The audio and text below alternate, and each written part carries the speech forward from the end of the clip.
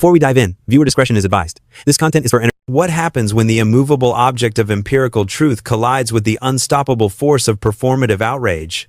What happens when a 93-year-old intellectual titan, a man born into the crushing poverty of the segregated South, forged in the fires of the Marine Corps, and sharpened in the hallowed halls of the Hoover Institution, walks into a trap designed to humiliate him, only to dismantle the entire mechanism with a few softly spoken sentences? We are told that daytime television is a realm of fluff. We are told it is a landscape of coordinated smiles, softball questions, and promotional banter. But history is rarely made in the places we expect.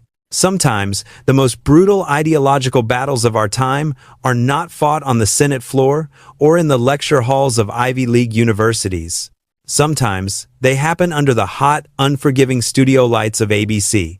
Between a commercial for detergent and a segment on celebrity gossip, what you are about to witness in this narrative is not a debate. To call it a debate would imply equality of footing. This was an execution. This was the moment Thomas Sowell, arguably the greatest living economist of the last century, walked onto the set of Times, the View Times, and systematically peeled back the layers of hypocrisy that define the modern media elite. It was the day Whoopi Goldberg, the undisputed queen of daytime talk, realized too late that she had brought a script to a gunfight.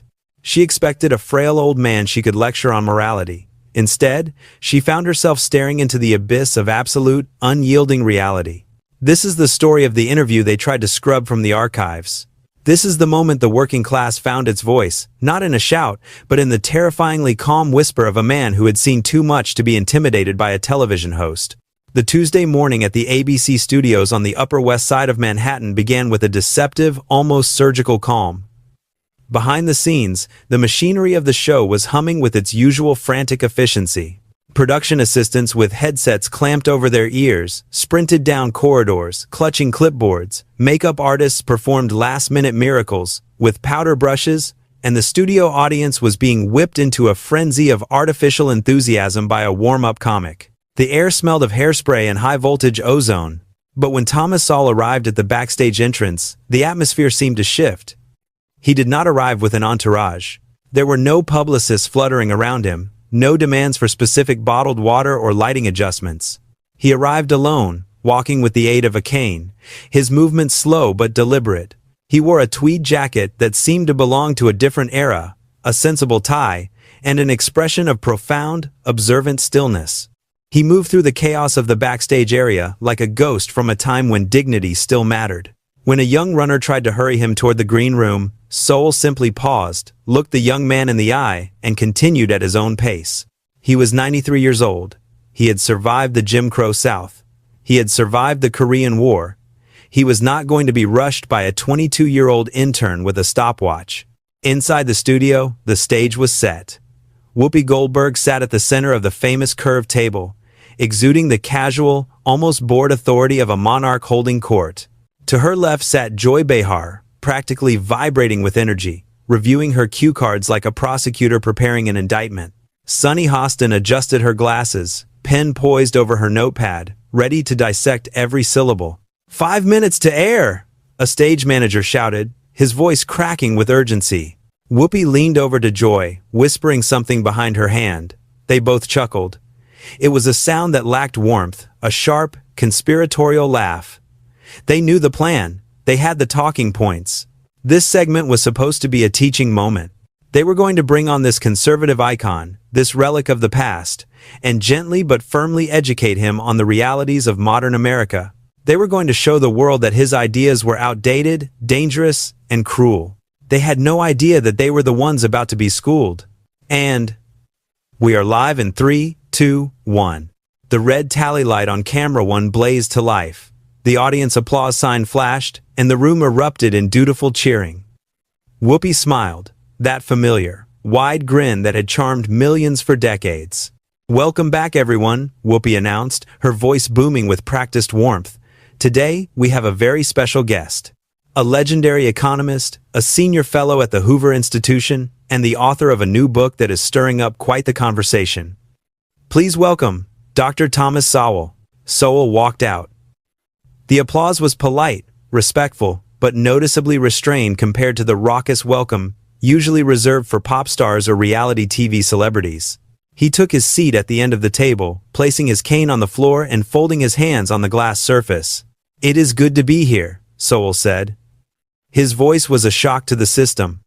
In a world of shouting pundits and high-pitched excitement, Sowell spoke in a baritone rumble that was barely above a whisper. It forced the entire room to lean in. It sucked the oxygen out of the studio. "We are glad you could make the trip, Thomas," Joy said, smiling tightly. "You know, at your age, most people are relaxing on a beach somewhere, but you just keep writing." "The problems of the world do not retire, Joy," Sowell replied, a faint, dry smile touching the corners of his mouth. "So neither can the analysis of them." The audience chuckled. It was a charming opening.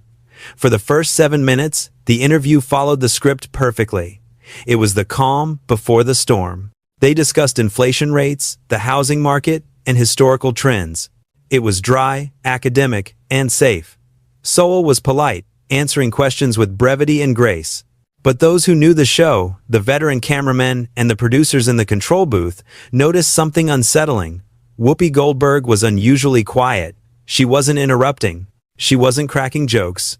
She was watching Sowell with the intensity of a predator studying prey. Her eyes were narrowed, tracking his every movement, waiting for him to get comfortable, waiting for him to lower his guard. She was letting the old man talk. She was letting him feel safe. It was a classic ambush tactic. Lull the target into a false sense of security, let them ramble, and then, when they least expect it, strike with the gotcha question that destroys their credibility. But Thomas Sowell does not have a guard to lower. He has a fortress of intellect built brick by brick over 9 decades of hard reality. And he saw the trap coming from a mile away. The shift happened at the 8-minute mark. You could physically feel the temperature in the studio drop. Sowell had just finished a point about the dignity of labor and the resilience of the American small business owner. "That is a very nice sentiment, Thomas," Whoopi said. Her voice had changed. The warmth was gone, replaced by a cold, patronizing edge. She leaned forward, crossing her arms on the table. "It sounds very romantic." The struggling shop owner, the bootstrapper. "It's a great story for a book." She paused for effect. The audience quieted down. The air crackled with sudden tension. "But let's talk about the real world," Whoopi continued, her voice rising slightly. "You talk about dignity and hard work, as if those are the only things that matter. But aren't you ignoring the reality that for millions of people in this country, people who look like you and me, the game is rigged? The system is designed to crush them?" Sowell didn't blink. He didn't recoil. He simply turned his head slowly to face her. His expression remained totally impassive, but his eyes sharpened into flint. "The system?" Sowell asked. 2 words. Flat. Neutral.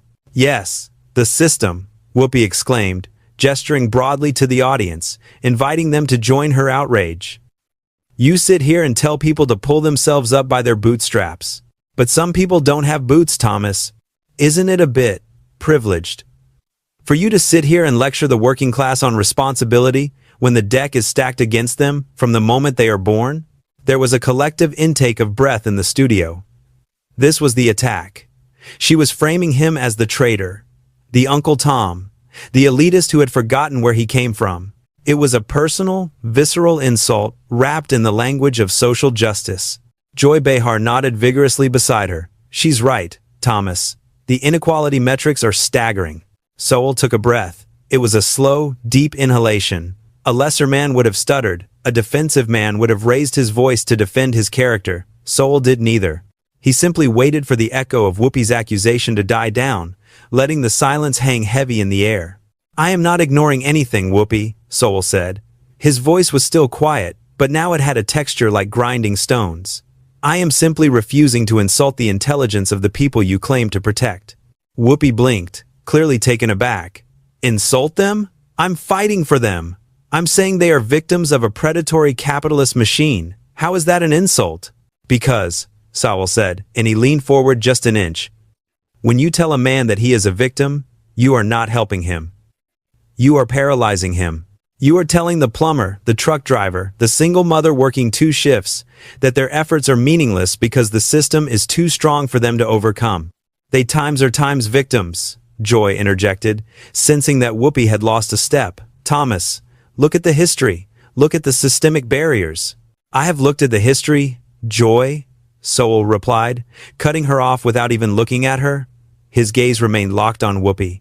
I have lived the history. I grew up in a house with no electricity and no hot water.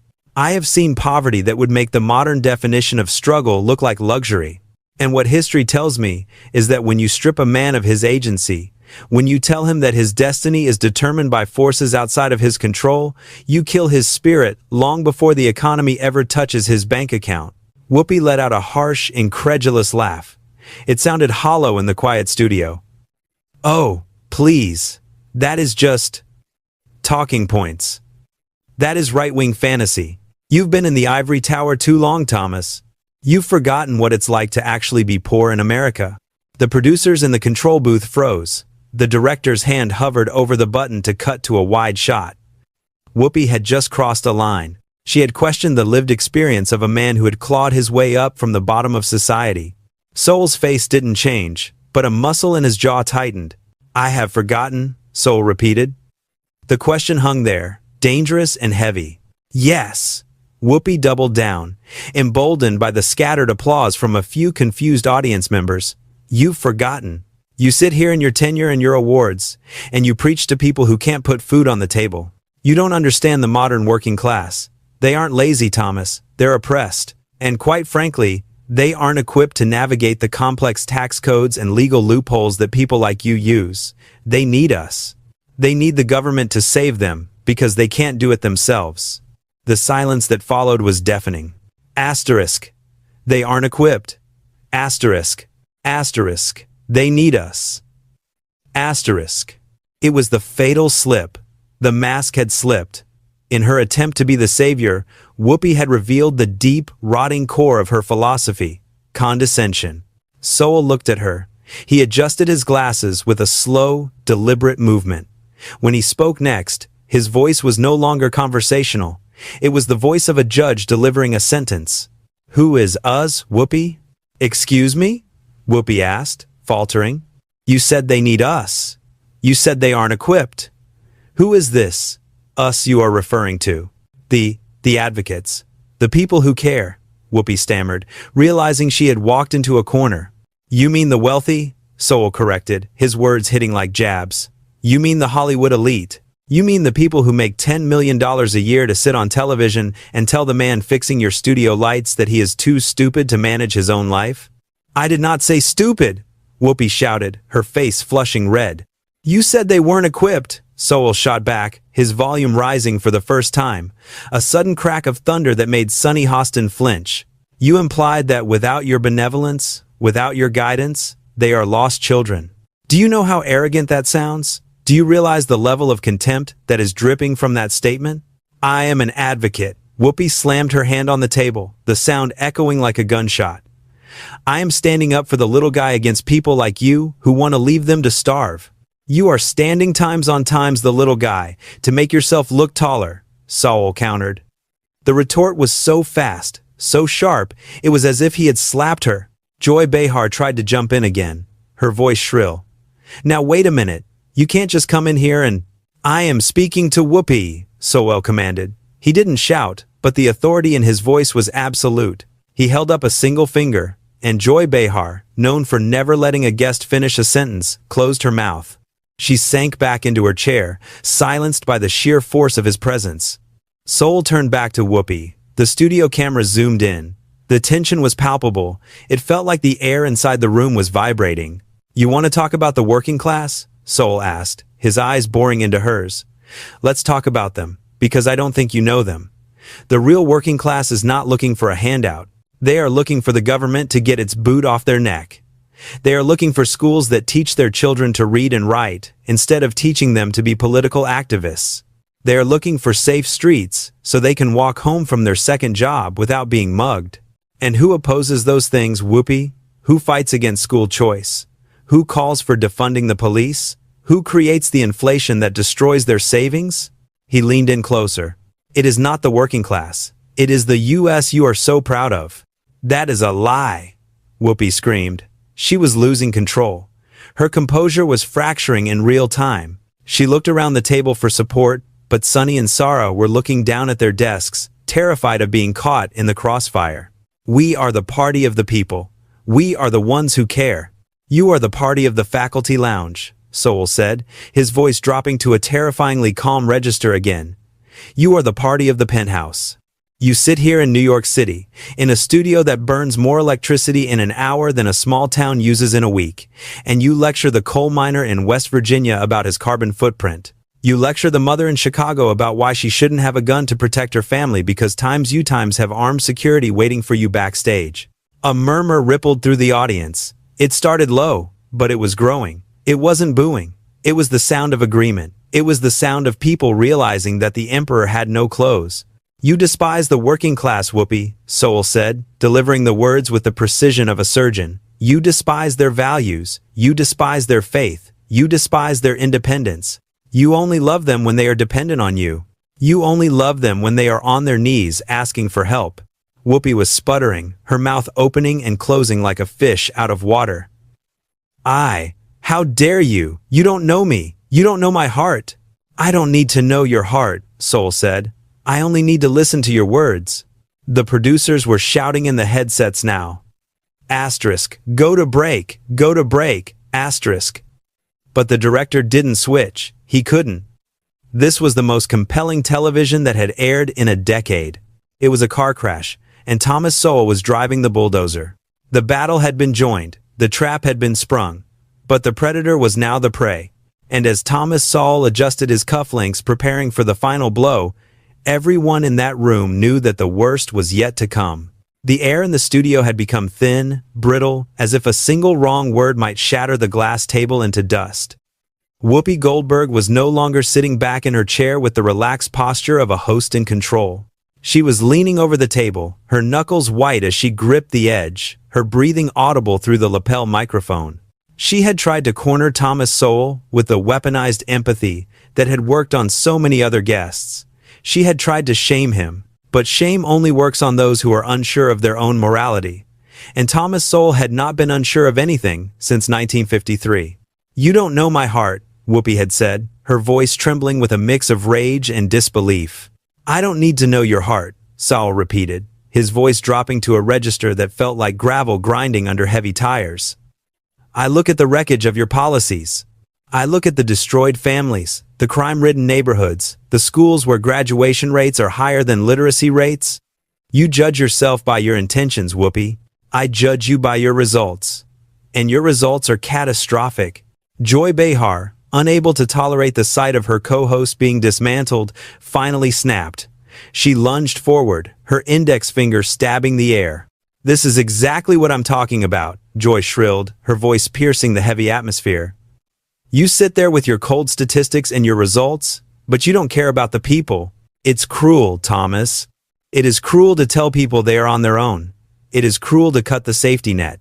You act like you've turned your back on your own community, just to get applause from the right. The accusation hung there, naked and ugly. It was the Uncle Tom slur, dressed up in the polite language of daytime television. The audience gasped.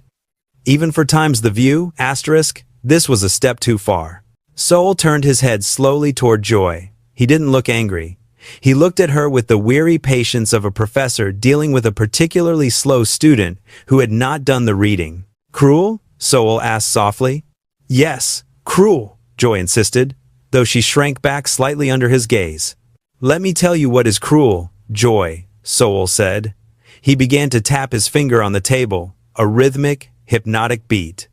Cruelty is lying to people. Cruelty is looking a young man in the eye, a young man full of potential, and telling him that his skin color is a prison.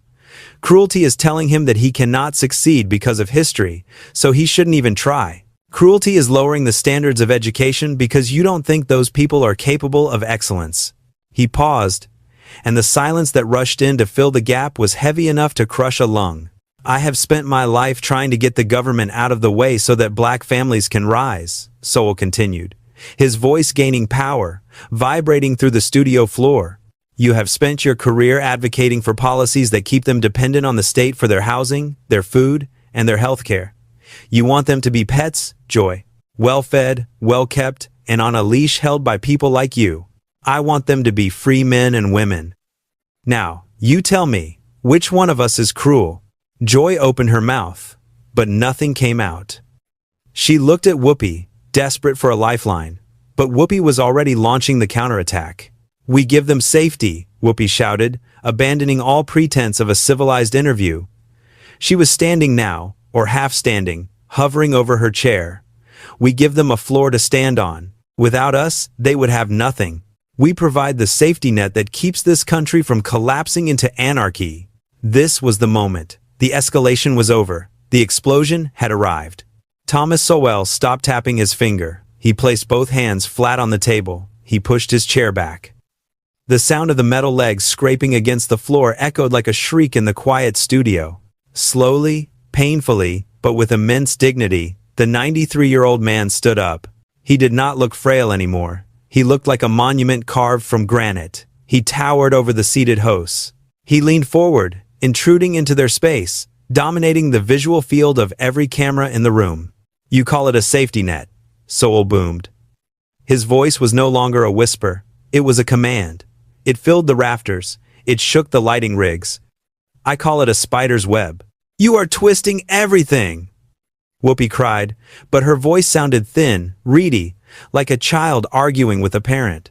I am clarifying everything, Sowell roared back. You claim you provide a floor to stand on? No.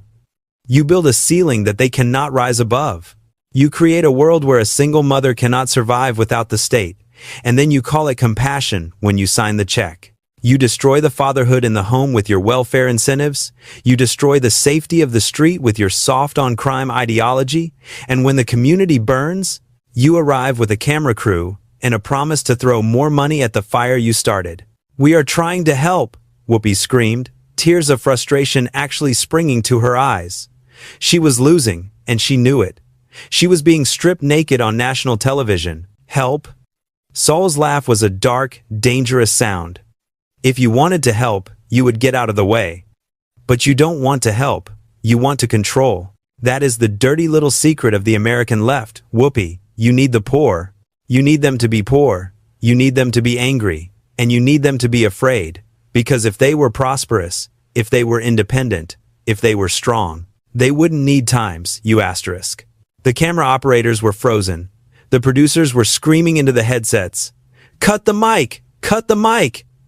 But the audio engineer sat with his hands in his lap, mesmerized. He couldn't do it. No one could do it. It was like watching a natural disaster.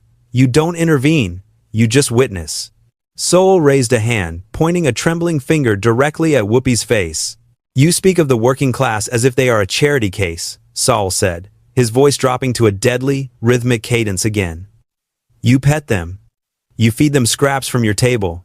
And when they bite you, when they vote for the wrong person, when they pray to the wrong God, you threaten to put them down.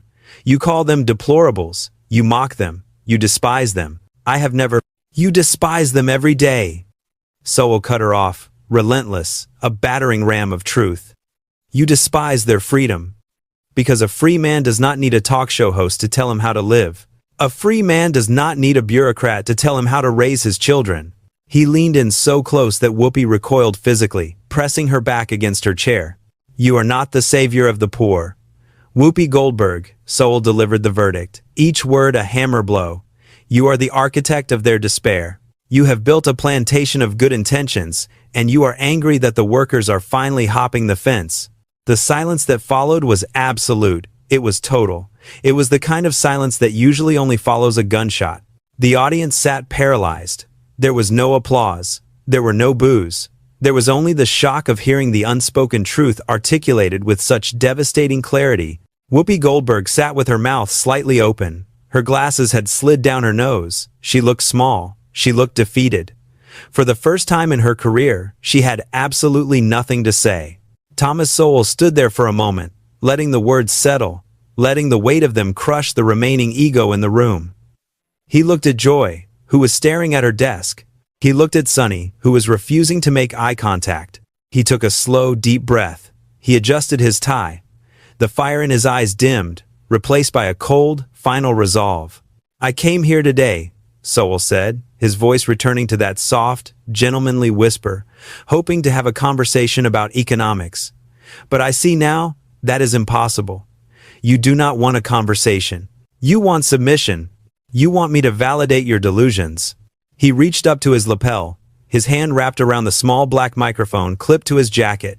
I have not submitted to better people than you, Soul said. And I will not start today. With a swift, decisive motion, he unclipped the mic. Asterisk thwack. Asterisk. He placed it on the glass table. It sat there between them, a black, plastic object that looked like a weapon surrendered after a war. Soul turned away from the hosts. He looked directly into camera 2. He broke the fourth wall. He ignored the millions of dollars of production value, ignored the celebrity hosts, and spoke directly to the soul of the nation. Folks watching at home, Soul said, do not let them tell you who you are. Do not let them define your worth. Do not let them buy your freedom with a check that bounces. They are actors reading a script. You are the reality. He turned. He picked up his cane. Cut to commercial. Whoopi finally shrieked, her voice cracking, desperation clawing at her throat. Go to black. Now. But Thomas Sowell was already moving. He didn't rush. He didn't look back. He walked with the upright posture of a Marine. He walked past the terrified producers, past the stunned camera crew. As he reached the heavy studio door, he paused for just a fraction of a second. He didn't turn around, but he straightened his shoulders, as if shaking off the dust of the place. Then, he pushed the door open and stepped out of the artificial, air-conditioned nightmare of the studio and into the real world. The door swung shut behind him with a final, resonant Times, click asterisk. On the set, chaos erupted. Whoopi was yelling at the floor director. Joy was frantically drinking water. The audience began to murmur, a low rumble that sounded dangerously like an awakening. But Thomas Sowell was gone. The network cut to a commercial for a pharmaceutical drug, but the damage was already done. The feed had been delayed by 7 seconds, but the producers, in their shock, had failed to dump the audio. The entire exchange went out live to 4 million households. Within an hour, the clip was on Twitter. Within 3 hours, it had 10 million views. By the next morning, it was the most watched segment in the history of daytime television. It became a cultural flashpoint. People didn't just watch it, they memorized it. They quoted it in barbershops and boardrooms. They printed the words "Architect of Despair" on t-shirts. For